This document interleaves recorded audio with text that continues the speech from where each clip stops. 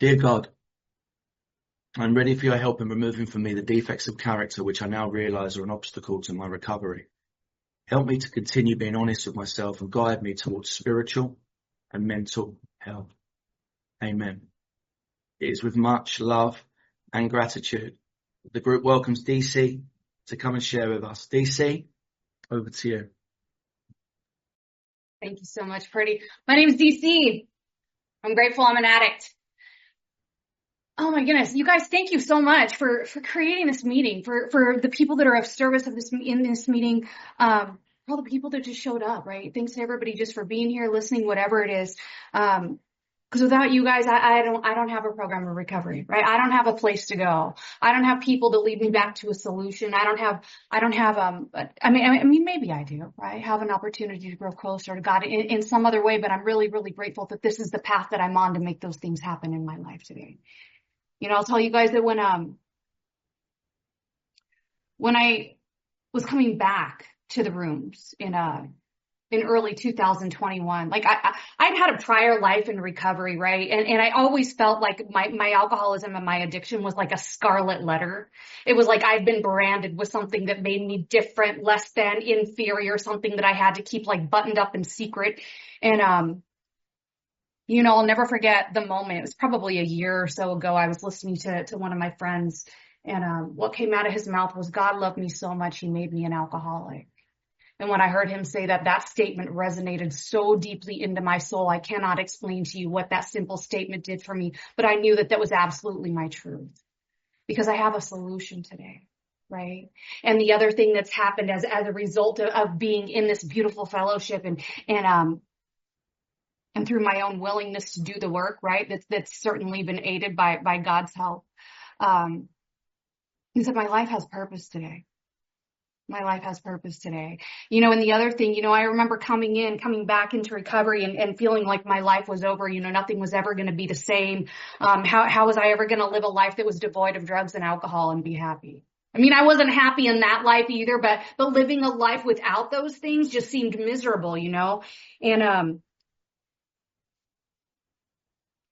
And what I know today is that everything that I've gone through up until this point, the last 47 plus years of my life, all the moments of pain, all the moments of adversity, even the ones that are self-manufactured, because there's a lot of those, right? Especially like my experience has been a lot of self-manufactured misery. Most of our troubles are of our own making. All those moments have a purpose today.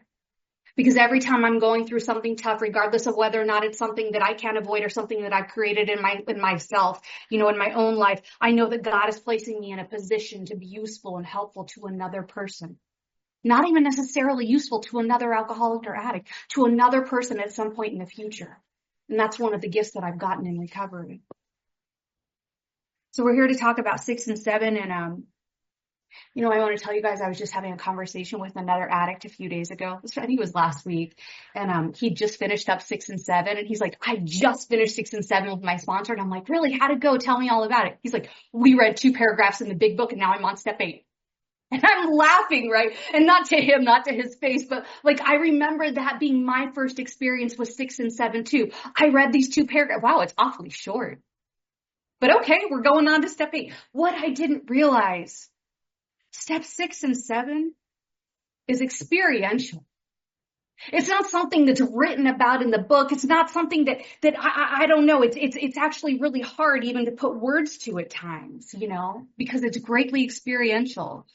I had an opportunity to do a step series, a year and a half, maybe 2 years ago. And I remember like before that, before getting up to step 6, I was like combing WhatsApp. I'm going through all these, like trying to find as many speakers as I can to talk about 6 and 7. And I'm like, there's not a whole lot out there. And then I heard Katie P, who's from Austin, Texas, you know, she's like step 6 and 7 are largely experiential. And I'm like, that's what it is. And then I remember that my friend Terry, one of the first things, I'm sure many of you know Terry F, and he was a big part of my early recovery. And one of the things I heard him say was, God cannot be explained. He can only be experienced. And like that hit too, right? But so going through my steps the first time, I'm going to walk it back just a little bit for a second. You know, I do that step 1, you know, the first thing that I'll tell you is that I've come to realize There's a spiritual principle attached to each step, right? And the two spiritual principles that are attached to step 6 and 7, step 6 is the principle of willingness, and step 7 is the principle of humility. And I just recently had this reflection. I get on these little kicks where like God starts to highlight a certain step or a couple of steps, like this is where your attention needs to be. I'm walking around my house this morning and I don't know why, like there's nothing going on in my brain, and all of a sudden like the 7-step prayer is just going through my brain. Right? I'm not in a position of prayer and meditation, but that's just kind of how it works. Like I'm like, oh, all right. I guess we're saying the 7-step prayer right now. But, I had this realization recently, and I've heard it said so many times before, but I was just talking to a sponsee of mine, and I was telling her how humility is attached to each and every single one of the steps in recovery, right? We get through that first step, and I have to have the humility to admit, not just know, but to admit my powerlessness and the unmanageability of my life. And that's hard. And I get to step 2, and I have to have the humility to say, you know what? I'm doing a terrible job at this. Maybe, just maybe something else is possible, because I've been trying to run the show. I've been trying to manipulate things. I've been trying to strong arm, duck and dodge, whatever it is, my life into working for me. I tried to outrun, outsmart, outthink my disease for so long. And in step 2, I have this moment of surrender, because it wasn't so much about the belief. It was about the surrender. That was where the power came from in step 2, but I needed humility there. And I get to that 3rd step. And that's where I make a decision to get out of the driver's seat. Because I can admit, I can see that most of my troubles are my own making. That I've been living my life in a foundation of fear and not faith. That's what I'm working with when I get here. I've got a foundation built on fear and not faith. And in step 3, I have the humility to invite God to be a part of the solution, to get out of the driver's seat and let him drive. I'm not even going to give him directions. I'm not even going to be a backseat driver, right? And in step 3, I made a decision to turn our will and our lives over to the care of God as we understood him. Where's the action? I wondered that when I was at step 3, where's the action? I said a prayer now, but I'm thinking there's going to be a laser light show, confetti raining from my ceiling. I don't know, something really, really big is going to happen now that I've made that 3rd step, right? I've made that 3rd step commitment. I move on to step 4, and I've got to have the humility to put pen to paper. I've got to have the humility to make a searching and fearless moral inventory. I've got to have the humility to look at what my part is in it, not the other man's inventory. This is my inventory. Am I humble enough to look at my part and leave out the other person entirely? It's hard sometimes, you guys. That can be hard, especially when we feel like people have done us dirty. And there's there's a part in the book where it reminds us, that perhaps other people are spiritually sick too. And in the early days of my recovery, that gives me the sense of sick satisfaction, right? It doesn't bring me to a place of empathy and compassion. It's like, see, I'm not the only one that's jaded around here. I'm not the only one that's sick around here. That perspective has changed. I get to step 5, and I have to have the humility to sit down with another addict and see exactly what's on that piece of paper. And here's the thing, I remember going into steps 4 and 5 and thinking that I had a pretty good idea of who I was and who I wasn't. I had a pretty good idea of what my assets and what my defects were. See, and what I would have told you at that time is that I'm very generous and kind. I'm the oldest of 3 kids in my family. I'm the person that handles birthdays, Mother's Day, Father's Day, whatever it is. If there's a family crisis, I'm the person that they call. I organize it all. I have a younger brother who lives with my parents. On Father's Day last month, I literally get a text from him 3 days before Father's Day that says, "Hey, Devaney, Father's Day on Sunday, what are we doing?" And I want to be like, you live with him. Like, do you know what I mean? But that's the role that I've played in my family for so long. And I would tell you that I'm kind and I'm generous and I'm family forward. And like, I love my family more than anything. And I go through these steps. I go through steps 4 and 5. And what I'm able to see is something quite different. I'm kind and I'm generous, but my generosity has conditions, right? I've got 2 dogs doing a little dance here by my feet. I apologize. My generosity has conditions, is what I realized. Like, I will be kind and generous and I will show up for you as long as you XYZ. As long as you don't call me out when I'm going sideways. As long as you answer the call, loan me money, whatever it is that I need, I will do whatever you need me to do as long as you meet my demands as well. And so what I come to see after going through steps 4 and 5 is that what I thought was this asset of generosity is actually a defect of martyrdom. Look at how much I do for everybody. Nobody does anything back for me, right? I want to complain when you guys don't treat me what I feel is fair and justly. The things that I feel are assets actually become defects. Woo. You know, I had another experience just this week, actually. And I swear I've heard it before, but for some reason, you know how sometimes in recovery, like we can hear the same thing again and again, year after year. And like, it's just kind of, yeah. And then for whatever reason, it falls out of somebody's mouth on like the perfect day, the perfect time. And you're like, whoa, I had one of those moments this week, you guys. I was sitting in a meeting and I was listening to this guy and he told a part of my story as part of his, right? He talked about coming into recovery and feeling like he was the one person that was unworthy and undeserving of God's grace and mercy. Doesn't that sound like, oh my gosh, like that really pulls at your heartstrings and all of a sudden it triggers something in me as another addict or alcoholic to be like, no, like recovery is possible for all of us. And then he goes on with his story and what he says is that another alcoholic let him know, how arrogant of you. And all of a sudden I was like, what? The arrogance to think that I'm the one person unworthy and undeserving. There's something so remarkably different about me that I don't qualify for the gift that you guys have. And so all of a sudden I had a new defect revealed to me just this week. And that arrogance, I called it unworthiness because that garnered pity and soft feelings from you guys. I love this program because I get to have little experiences like that all the time. So I'm coming out of steps 4 and 5 and I remember, like I said, going into step 4, I think I know who I am and who I'm not and all this other stuff. And I come out on the other side of it and everything's topsy-turvy, right? And all of a sudden I see exactly who I'm not. I see who I'm not. And I can see my defects in black and white. And here's the thing, like I realized that my sponsor was one of those people that she gave me this whole list of defects to choose from, right? Attention seeking, blaming, emotional dependency, like all these things. And the longer I stay in the literature, the longer I continue to work with people, that each day that I continue to have a new experience, I realize that all those defects really come down to 4 simple defects. They all fall under this umbrella, right? I'm stuck in fear. I'm selfish. I'm self-centered. I'm self-seeking, right? These defects is what they all fall into. And the biggest one that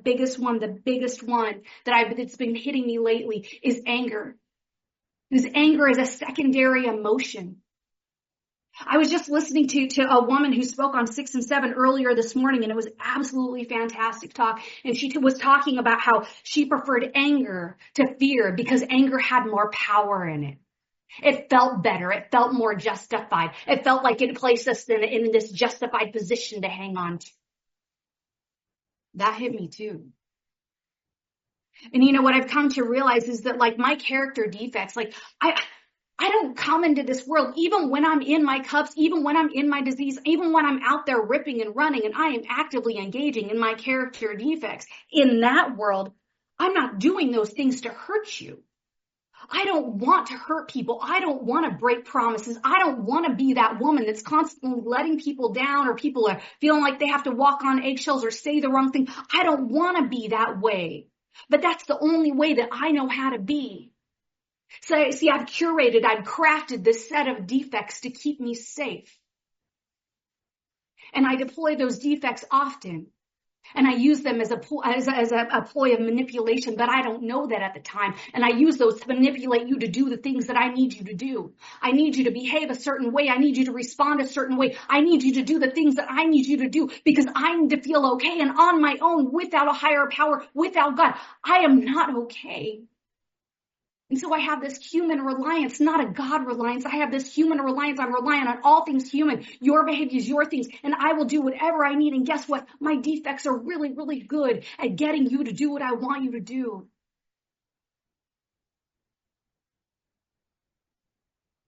You know, without a God in my life, without a higher power, without a practice, right? Without a spiritual practice, without a program, without fellows, without any of that, I'm nothing. I don't have the solution. I don't have the answers. I don't have the humility. I have a lot of excuses. I have a lot of finger pointing. I have a lot of blaming, and that's how I roll. And so in step 6, I've just come out of step 5. I see exactly what's going on. And there's this part of me that thinks that once I get through this step 6 and 7 process, like that they're all going to be gone. All the defects are going to be gone because I'm not out there in that life anymore. I'm not out there drinking and using anymore. So surely I'm not going to repeat those same offenses. I'm not going to keep hurting people. I'm not going to keep being dishonest. I'm not going to be living in this foundation of fear. I'm now going to be living in a foundation of faith, right? That's what I think is going to happen. And I have the humility. I have the humility to lean into that step 6. We're entirely ready to have God remove all of my defects of character. All of them. But there's a trick. I'm ready to have them all removed, but I don't get to decide which ones get removed or when or how quickly or which ones I keep or get tempered or redirected. But I don't know that part. So I became willing. I'm willing for God to remove all these defects of character. And we get to move into step 7, and there's this really simple but beautiful prayer. My Creator, I'm now willing that you should have all of me, good and bad. Because I mean, what I've been saying for the last however many minutes, like, it's clear that I do not know what's good and what's bad. The things that I think are good are not so good. The things that I think are bad, I can actually beat myself up and think that I can discount my assets and be like, oh, everybody does that. Well, you'd respond the way too if somebody had done something kind for you, right? Sometimes we downplay our strengths as well. And if on my own, I don't have the power, if on my own, I'm always going to see myself as less than, different, and need to manipulate and need to control. I need you to behave the way I need you to behave so that I can feel okay. But in step 7, you guys give me an option. I can invite God to be a part of the solution. I'm a firm believer that decision that I made in step 3, remember I said, where's the action? I believe that the action tied to step 3 comes through in step 7. Because I've done the work. I made that decision back in step 3, and I've done the work in steps 4 and 5, and I became entirely ready in step 6. And then in step 7, see, I get to go and I get to go to God with all these things, and I get to lay it all at his feet and let him decide what to do with it.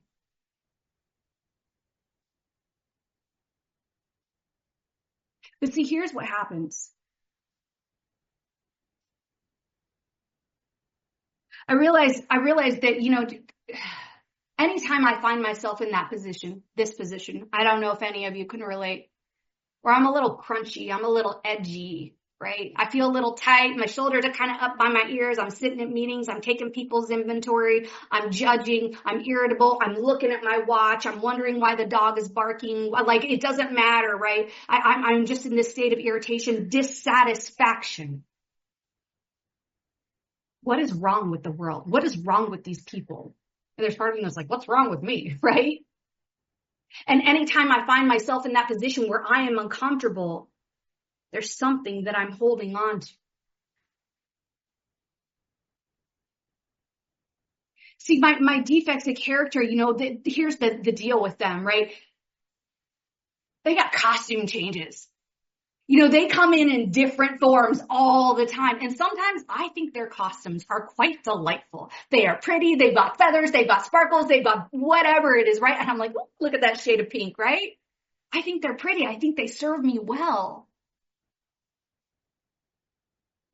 And there are certain things, certain defects that I have, that I waver back into that place of agnosticism where I'm not trusting and relying upon God. I'm afraid, what if I give this up? Then what's going to happen?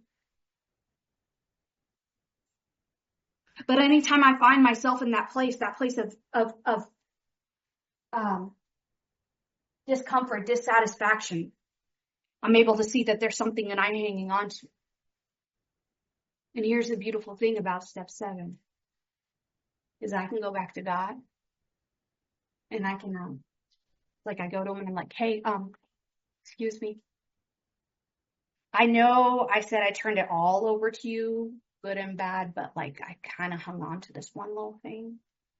I was wondering if I could give it back to you. And God's like, yeah, cool. Just set it right there. I got it. Right. And I have like all this reservation and all this hesitation and like almost this shame and like, oh gosh, I was holding on to something when I have that humbling moment where I realize that most of my troubles are of my own making, that I've been making a big fuss about something. I've been holding on to something because I think it's going to keep me safe, because I'm not trusting and relying upon God that if I let go of it, that everything's going to be okay. And I have all this like this fear when I go to God and I'm like, oh, I'm really sorry. And God's like, okay, I got it. Right? That's the beautiful thing about step 7 is that I can come back to the step at any time, whenever I find myself in that position. Whenever I find myself making my own trouble, whenever I find myself getting back to that place in the book where it talks about the actor who wants to run the show. Because here's the thing. One thing I will never do, no matter how long I am sober, if I were to do this program perfectly every single day until the day I die, I will never, ever, ever outgrow my humanness. Ever. And that's okay. You know, I heard somebody say years ago, he said, maybe sometimes God doesn't remove my defects of character because it gives you an opportunity to show me the right way. I love that. I love that.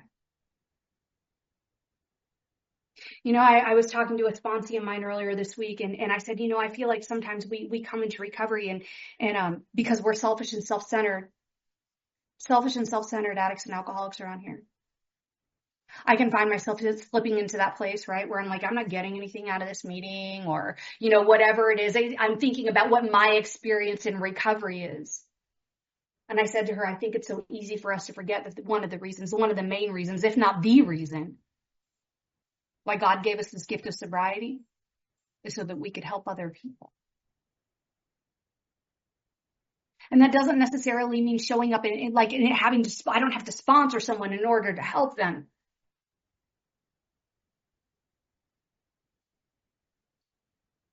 Sometimes when I show up and I think for all of us, you know, sometimes I'm the example and sometimes I'm the warning in this program.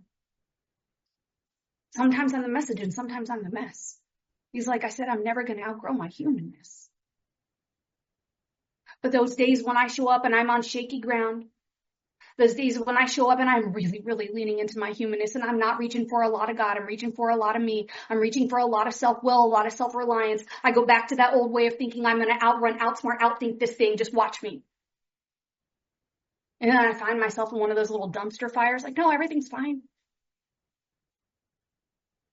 And in those moments, you are placed in a position to be able to be uniquely useful and helpful to me. Because you get to show up and you get to lean into that practice of step 12. Practice these principles in all our affairs. Carry the message to the still sick and suffering addict and alcoholic.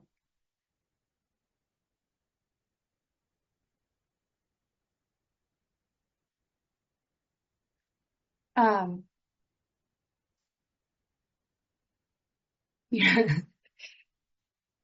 I went to a young people's conference. It was January of last year. And I couldn't figure this out, you guys. We every time they'd read how it works at the young people's conference, when they get to that point and how it works where they're reading the steps, somebody would read step 1 and they'd all go, 7. And then they'd read step 2 and they'd all go, 7. And they'd read step 3 and they'd all go, 7. They chanted 7 after every single step. And I was like, what is going on around here? And then when they actually get to step 7 and read it, you guys, this whole entire conference of young people, they erupt in cheer and hoots and hollers and claps and applause. And it is absolutely beautiful.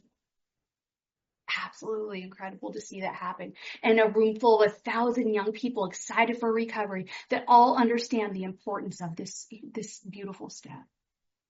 My Creator, I'm now willing that you should have all of me, good and bad. I pray that you now remove from me every single defective character, what stands in the way of my usefulness to you and my fellows. Did you notice in that prayer, it doesn't say which stands in the way of my happiness. It doesn't say that stands in the way of my success.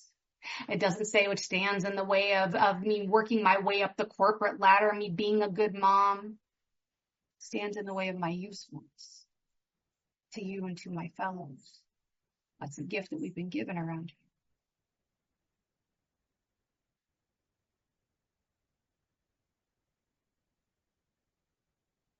here. When I first got sober, I belonged to this home group, and this woman would introduce herself. And she'd say, my name's Veronica. I'm a grateful alcoholic, and I'm grateful for a God that sees me as he sees me and not how I see myself. And I remember hearing those words, and I didn't quite know what they meant at that time. Another one of those times where I'd heard something again and again and again. And it was probably 2 months ago. I was going through something. I'm sure it was self-manufactured. Most of it is, right? Something that I'm holding on to. Staying in places that I don't belong. I'm really, really good at that. Hanging on to things that don't serve me. And here's the thing that's baffling. When I'm in these defects, you guys, at this point in my recovery, I'm aware of them.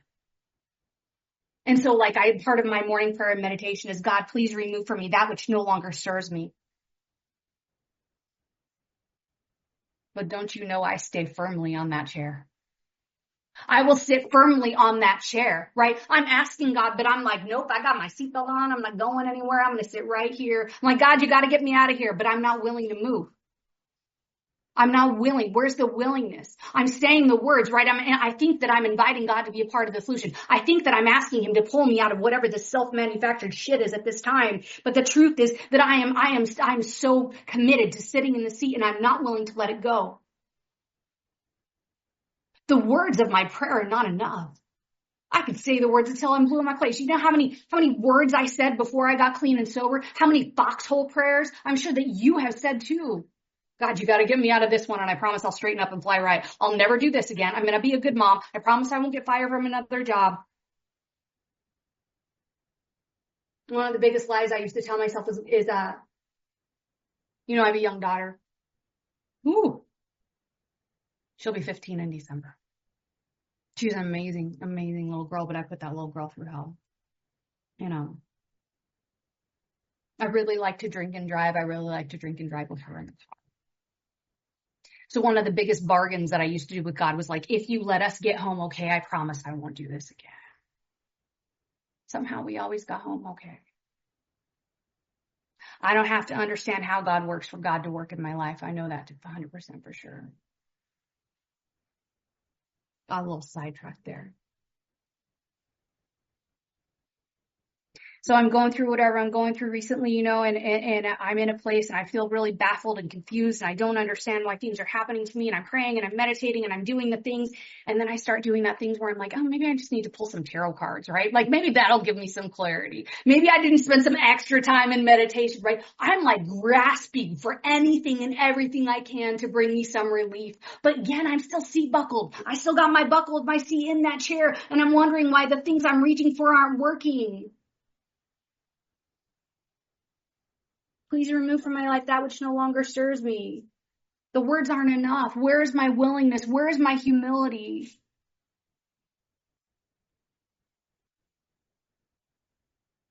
I can sit in a meeting and talk about this relationship that I have with a higher power. I can tell you guys about my prayers. I can tell you guys about the things that I'm going through. But my words don't mean anything if I don't have a connection, to my higher power, if I don't have the willingness behind those words to let those things go. And I was really just, in my head and really frustrated with myself because I knew that I was in a situation that I created for myself. And I was able to grant this other person forgiveness, but I couldn't quite grant myself forgiveness. And then I heard those words from Veronica. I'm grateful for a God that sees me as he sees me and not how I see myself. Because like I said, I'm never going to outgrow my humanness. I'm going to continue to make mistakes. I have great awareness around them these days. I catch them a lot quicker. I reach for a solution a lot sooner than I used to.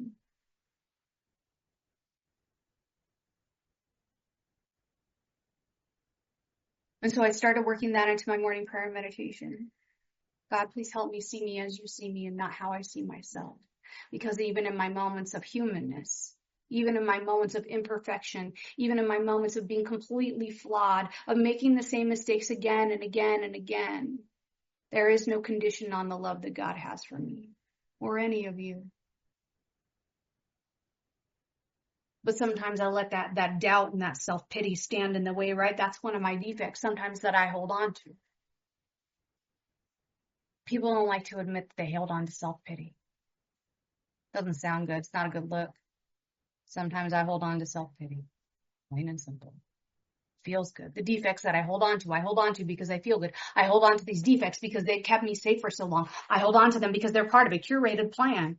I hold on to them because I'm a human and I'm going to find myself drifting to this place of agnosticism. Anytime I'm in a place where I'm not trusting and relying upon God. Anytime I'm in fear. Anytime I go back to that foundation of fear and not faith. I'm in a place where I'm not trusting and relying upon God. And I'm feeling agnostic. Then I have these moments where I get humbled and I go back to God and I'm like, hey, remember the one I was talking about a few minutes ago? I've been hanging on to XYZ. I've been sitting a little bit of self-pity. I know I've been sitting in the seat and I'm buckled so tight and I don't want to get up. But I know I can't let this go unless I do. I know I can't move forward. I know I can't get back to that place of joy. That was my big hang up recently. I just want to feel joyful again. I just want to feel happy again. I was going through this period of grief over something and I didn't want to give myself the space to be in grief because one of my other defects is perfectionism. I want to sound good, look good, feel good. I know the answers. I know the solution. I know where it's at in the book. I know that I need to call other people. I know exactly what I need to do. And so I want to skip over the bad feelings. And I just want to do the things that I know to do, that my self-will, my self-knowledge tells me to do to get to the solution. And then I wonder why the solution isn't coming. I wonder why I don't feel joyful. I wonder why I don't feel light. I wonder why I'm irritated with my daughter. I wonder why I'm short-tempered at work and I'm complete. I crashed out in front of my boss the other day. It wasn't even anything serious. I was stuck in this place of self-pity and this defect of mine, feeling overwhelmed, not letting God come in, right? It's like I call God to come over and he shows up at the door and he's like, yo, the front door's locked. And I'm like, just come in. And he's like, I can't, the door's locked. I can't get in. I'm like, I'm on the couch. Just come on in. He's like, I'll be right here. When you decide to unlock the door, I'll come on in. We can have a conversation. But I hold on to that place. I hold on to that resistance. And so I had that moment of surrender probably about a week and a half ago, where I realized that I don't need to outrun, outsmart, outthink. I don't need to fix. I don't need to draw more tarot cards. I don't need to spend more time in the book trying to find the part of the book that I missed that has the solution. Because that's another thing that I do is sometimes I dive into the work and I want to do the work and do the work and do the work. And surely then the answer is going to come. I just need to dive in harder. I just need to, I dive into this place where I overexert myself in recovery and think that I'm going to force an outcome. I'm going to force a solution. I'm going to force joy. And it doesn't work. And then I wonder why. And I look over and God's like, yeah, I'm still here. Let me know when you want to talk. Right? It's always my own part. It's always that I'm resisting. And again, I get to go back to God and I get to say, hey, I was hanging on to this one little thing. I'm ready to be free. I'm ready to find that joy. I'm ready to surrender. power doesn't come from the belief. The power that comes from the surrender. When I'm let go of things that no longer serve me, I create space for God to come in with something even greater. And I have a really hard time acknowledging that sometimes. I think I need to hold on to things that don't serve me because I'd rather have something that doesn't serve me than nothing at all. I have a hard time acknowledging that everything I have is already everything I need is already inside me. And that everything I need that's already inside me comes from God.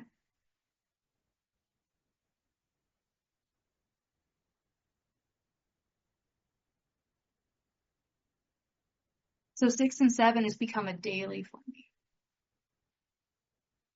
And I've just shared with you guys, I do not do it perfectly. I still hold on to places. I hold on to things that I don't belong. I sit in places I should leave. I hold on to things that don't serve me and wonder and complain about why God's not removing them from me, even though I've got a vice grip on them. But the beautiful thing about this program, and it doesn't feel beautiful when you're in the moment of it, right, is that pain is a great motivator. Pain pushes us to that place where we're willing to do something different.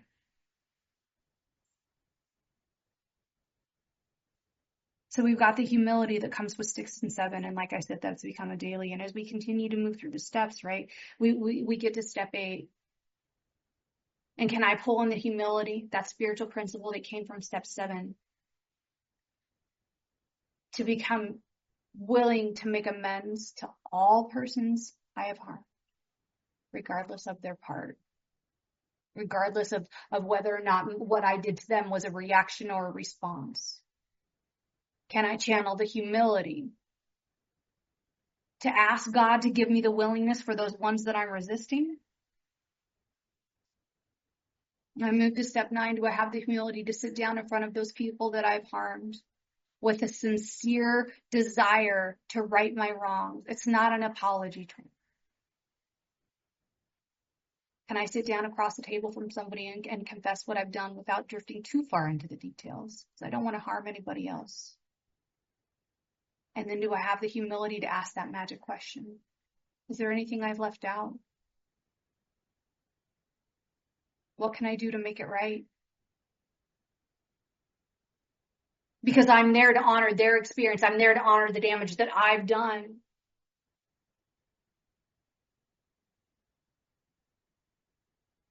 And I get to step 10. There are clear-cut directions, clearer than any other direction in the big book. Sometimes people get tripped over the directions around step 4 in the big book. They're like, what is this table? What are these columns? Is there 4s or 5s or 10, right? But I'll tell you what, when it comes to step 10, there are very clear instructions on how we handle step 10. Continue to watch for selfishness, dishonesty, resentment, and fear when these crop up. Do I have the humility to ask God to remove them at once?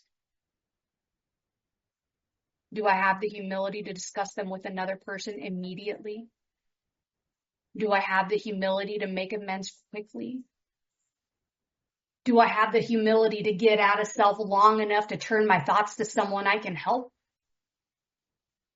It doesn't even say I need to go drive downtown at 3 a.m. and find an addict that needs help. It says turn my thoughts, say a prayer. I like to complicate it. When we get to step 11. Step 3, we make that decision to turn our will and our life over to the care of God. Step 7 is the action for me, where I give it all over to God. And then in step 11, do I have the humility to reaffirm that relationship every single day? Continue, right? Sought through prayer and meditation. Improve my conscious contact with God as I understand Him. Do I have the humility every single day to reconnect with God, to admit that of myself, I am nothing. With myself, the best I can do without God is live through those defects that I discovered in step 5, that I thought I had the willingness to let go of in step 6, that I turned over to God in step 7, and yet here I find myself again doing some of those same things.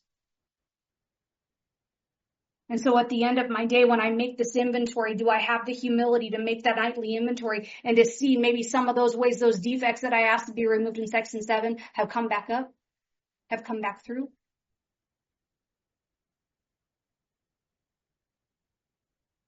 Do I have the humility to ask God to show me a better way tomorrow?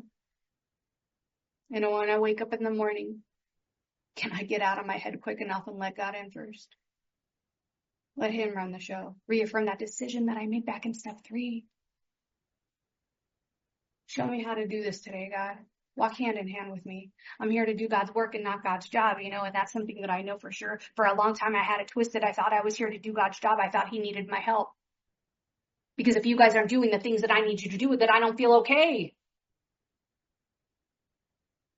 And do I have the humility in step 10 to carry this message to other addicts and alcoholics as a result of a spiritual awakening? And to practice these principles in all my affairs, outside of the rooms, outside of the squares, in the grocery store. You know what happened today at work, you guys? Here's a quick little story for you. I had a really, really busy week at work this week, and one of the things we're doing is we have this big employee appreciation event tomorrow, right? And one of the things that we do is we give everybody swag. We call it summer swag, and it's like these, whatever it is. It's something branded and fancy that's, I'm sure, very expensive and whatever. And I really like to go out and hand out people's swag to them. I like to walk around to their desks and hand it to them one at a time, right? There's something like I love to see the excitement on their faces, right? And so I get to go and I deliver it to them, and they're like, oh my gosh, thank you so much. You didn't have to bring it to my desk. And I'm like, oh, it's nothing. Like, look at me out here doing the most, right? Like, I'm doing the most. I'm showing up for people at work. Look at me. Oh, you love that. I bet you do, right? We're making conversation. I walk up to this girl's desk, and I don't see that she's got headphones in. And I go, hey, hon, did I get you? And she pulls her headphone out and looks at me and she goes, what? And I was like, oh, right? And so I put her swag on her desk and I go, of course, to her face, I go, sorry. And I go back to my desk and who does she think she is? Does she know how much work I've put into this project? Like, I'm just out there trying to be nice, trying to get people like this. Like, I sat at my desk, you guys, for a good 10 minutes today, assassinating this woman in my head because I interrupted her on a work call and didn't like the look she gave me. Don't you know who I am? I will never outgrow my humanness.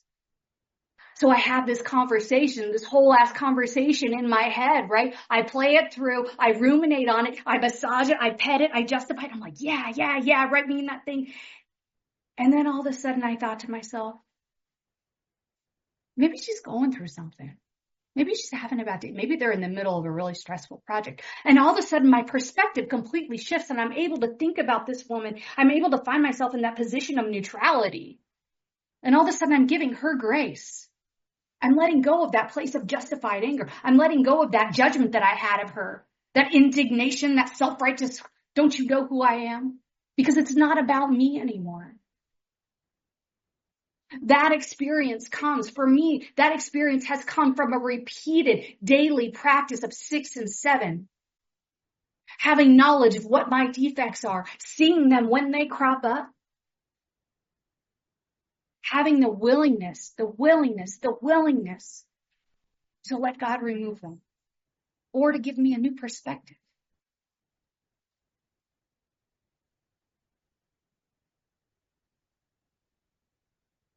I'm so grateful that I'm never going to outgrow this program. I'm so grateful that there is no point of this program that I get a certificate, that I get a promotion, that I get to like have a little letters after my name, like MD or something, because I've been here long enough and studied the text long enough. I'm so grateful that that's not part of the experience.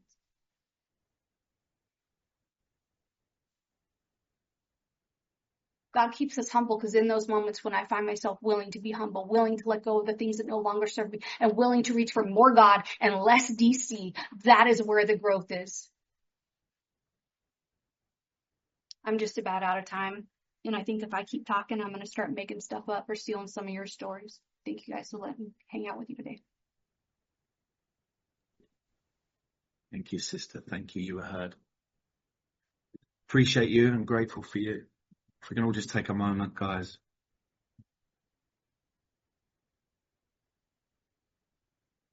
My Creator, I'm now willing that you should have all of me, good and bad. Pray that you now remove from me every single defect of character which stands in the way of my usefulness to you and my fellows. Grant me strength as I go out from here to do your bidding. Amen. I'd like to now hand back to DC to take us out with a prayer or a reading of your choice, please. Thank you so much, Purdy. I'm just going to read a quick little blurb from one of the stories in the back of the book. It's called The Keys to the Kingdom. It says, AA is not a plan for recovery that can be finished and done with. It is a way of life. And the challenge contained in its principles is great enough to keep any human being striving for as long as he lives. We cannot outgrow this plan. As arrested addicts, we must have a program for living that allows for limitless expansion. Keeping one foot in front of the other is essential for maintaining our arrestment. Others may idle in a retrogressive groove without too much danger, but retrogression can spell death for us. However, this isn't as rough as it sounds, as we do become grateful for the necessity that makes us toe the line and find that we are compensated for a consistent effort by the countless dividends we receive. Thank you guys so much. My name is DC. I'm an addict.